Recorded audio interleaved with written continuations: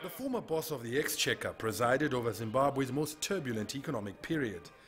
Some critics blame him for fueling inflation by printing local currency to fund government operations and dabbling in quasi-fiscal activities outside of the mandate of an ordinary central bank. Those who defend him say these were extraordinary times that called for extraordinary measures. Gono was a close confidant of President Robert Mugabe, and some say this left him vulnerable to political interference. There's been quite involvement of politicians in the way the central bank had been run. And across the world, you will see that most effective governors, they don't take orders, especially from politicians. The new bank governor inherits a financial sector that is in poor health. One bank has just closed its doors, while at least one other is battling to stay afloat as it faces liquidity challenges. The central bank itself does not have the funds to play its role of lender of last resort.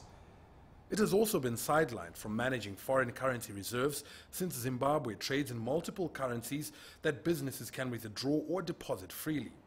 The problems are part of a broader malaise in the entire economy, which the Reserve Bank cannot resolve by itself.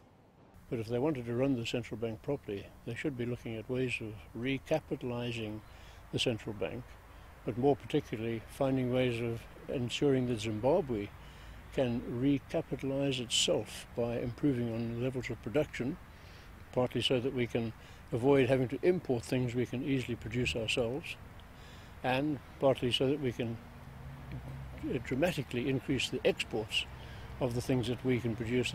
A former deputy governor, Dr. Charity Dliwayo, has been appointed in an acting capacity for 3 months.